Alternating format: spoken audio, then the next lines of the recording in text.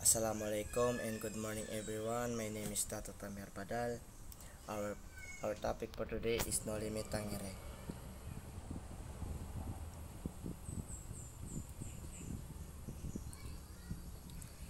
The man who saved the Noli, indeed Viola was a godsend. Without him the Noli would most likely never appear in a print. The meeting between Viola and Rizal in Berlin was a joyous one. Ang taong nagligtas sa Noli, sa katunayan si Viola ay isang kaloob ng Diyos. Kung wala siya, ang Noli ay malamang na hindi lilitaw sa print. Naging masayang pagkikita ni Viola at Rizal sa Berlin. Viola, loaded with money, came to Berlin to invite Rizal to join him on a tour of Europe. When he learned of Rizal's predicament, he kindly agreed to postpone the tour and instead advance some money so that the novel could be printed. Si Viola, na puno ng pera, ay dumating sa Berlin upang anyayahan si Rizal na sumama sa kanya sa paglilibot sa Europa. Nang malaman niya ang kalagayan ni Rizal, mabait siyang pumayag na ipagpaliban ang paglilibot at sa halip na mag-advance ng pera upang malimbag ang nobela. Noli Me Tangere 1887. The first edition of the Noli was printed in Berlin in 1887. The cost of printing was 300 pesos, advanced by Viola for 2,000 copies. Ang unang edisyon ng Noli ay nilambag sa Berlin noong 1887. Ang halaga ng paglilimbag ay 300 peso para sa 20,000 kopya. It's token of appreciation, gratitude. Rizal gave to Viola the gallery proof of the Noli, carefully rolled around the pen that he used in writing the novel, and the first copy came off the press with the dedicatory autograph as follows: "To my dear friend Maxima Viola, the first to read and appreciate my work, Jose Rizal, March 29, 1887 in Berlin." Bilang tanda ng pagpapahalaga at pasasalamat, binigay ni Rizal kay Viola ang mga gallery proof na maingat na inikot sa panulat na ginamit niya sa pagsulat ng nobela at ang unang kopya na lumabas sa press na may dedicatory autograph. Gaya na sa aking mahal na kaibigan Maxima Viola, ang unang bumasa at nagpahalaga sa aking gawa, Jose Rizal, March 29, 1887. This date, March 29, 1887, is a significant date for it was a date when the Noli Me Tangere came off the press, a new classic thus born in Philippines literature, a book which caused great stir in its time and which still a stirring book at the present time tense.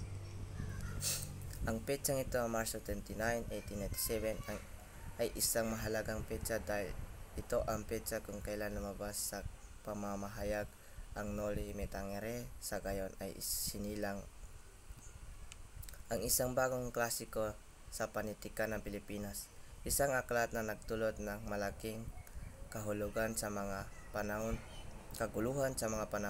nito at hanggang ngayon ay isang nakakaawa na aklat sa kasalukuyang panahon.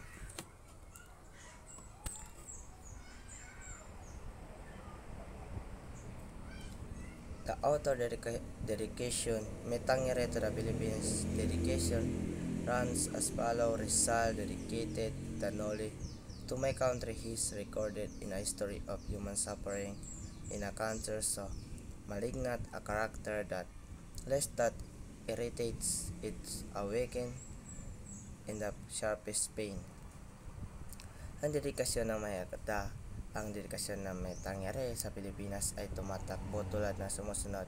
Nila ay ni Rizal ang Noli sa aking bansa. Ang kanyang naitala sa kasaysayan ng mga pagturusa ng mga tao, ang isang napakasamang karakter na kahit isang haplos ay nakakirita at nagising dito ang pinakamatalim na sakit.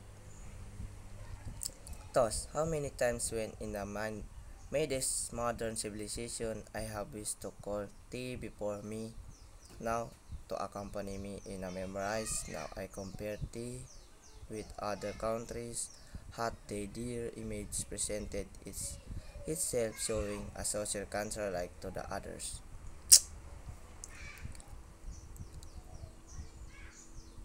Kaya ilang beses nang sa gitna ng mga makabagong sibilisasyon ay nais kong tawagan ka sa harapan ko ngayon upang samahan ako sa mga alaala ngayon upang ihambing ka sa ibang mga bansa. Ang iyong mahal na imahe ay nagpapakita ng sarili na nagpapakita ng isang panipunang kanser ng tulad ng iba.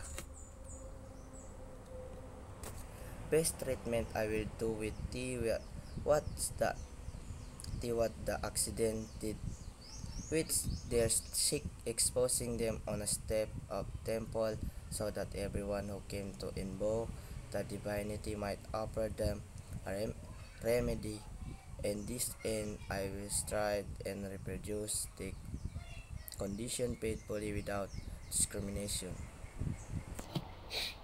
I will raise a part of veil the cover the evil suffering to truth everything, even vanity itself, since as the sun I am consumer.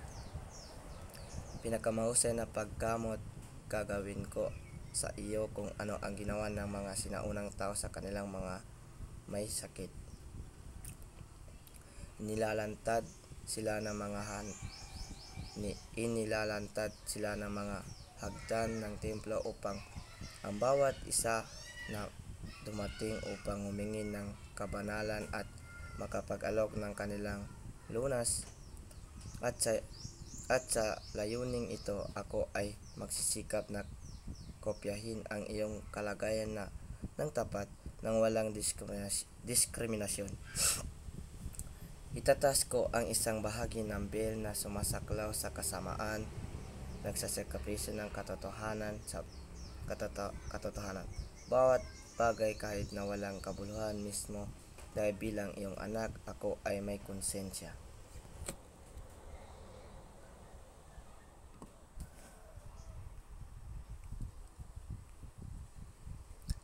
Synopsis of the Noli.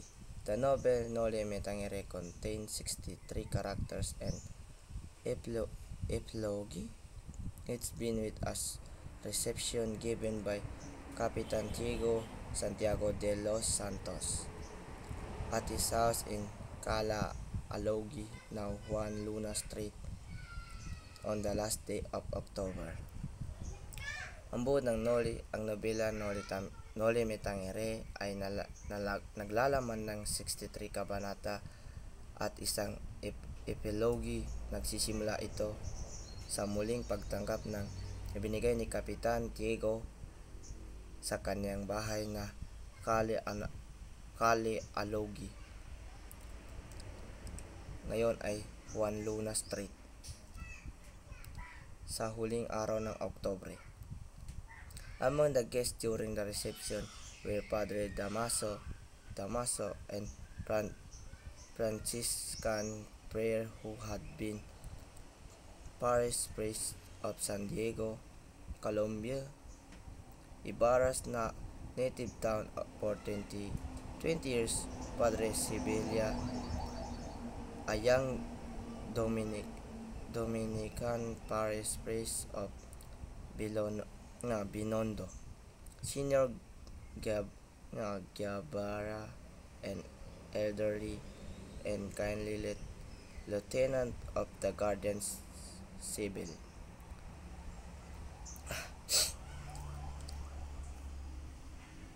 Kabilang sa mga panauhin sa pagtanggap ay si Padre Damaso, isang prailing Franciscano na naging kura paroko sa San Diego, Colombia.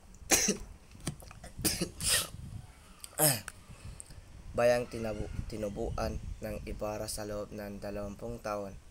Padre Sibelia, isang batang Dominican parish priest ng Binondo. Senior Cabrera, isang matanda at mabait na tinente ng Guardian Civil. Don Tiburcio de Espadania, Espadaño, a bogus Spanish physician, lame and handpicked husband of Doña Victoria and several ladies. Don Tiburcio de Españeda, isang huwad na Kastila na manggagamot, pilay at handpicked na asawa ni Doña Victoria at ilang babae. After dinner, Ibarra left Captain Diego's house to return to his hotel. On his way, the kindly Lieutenant Ginebra told him that sad story of his father dead in San Diego. Don Rafael, his father, was a rich and brave man. Pagkatapos ng hapunan, umalis si Ibarra sa bahay ni Kapitan Diego upang bumalik sa kanyang hotel. Sa daan, sinabi sa kanya na mabait na Tinente Ginebra ang malungkot na kwento ng pagkamatay ng kanyang ama sa San Diego. Si Don Rafael, ang kanyang ama, ay isang mayaman at matapang na tao. Was a rich brave man.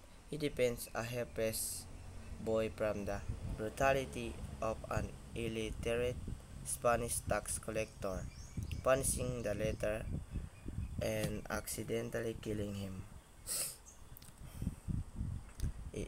Ipinagtanggol niya ang isang walang magawang batang lalaki mula sa kalupitan ng isang illiterate Spanish na maniningil ng buwis. Itinulak ang huli at hindi sinasadyang pumatay sa kanya.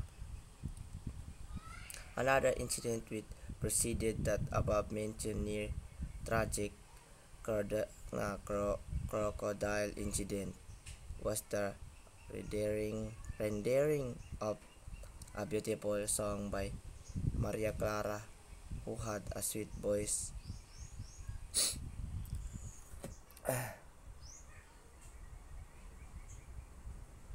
Ang isang pangyayari na nauna sa nabanggit na malapit trahedya na insidente ng buwan ay isang pag-render ng isang magandang kanta ni Maria Clara na may matamis na boses. Sa pilit ng kahilingan ng kanyang mga kaibigan, tumugtog siya na alpa at awit. The Song of Maria Clara. Sweet are the hours in one native land, where all is dear, the sunbeams bless, life-giving breezes sweep the strand, and death is accepted by love cares. Warm kisses play on mother lips, on her fond tender breaths awakening, when round her neck the soft arm lifts, and bright eyes smile, all love partaking. Sweet is death for one's native land, where all dear is sunbeams blaze. So, yun lang po, and salamat po sa pakikinig. Thank you.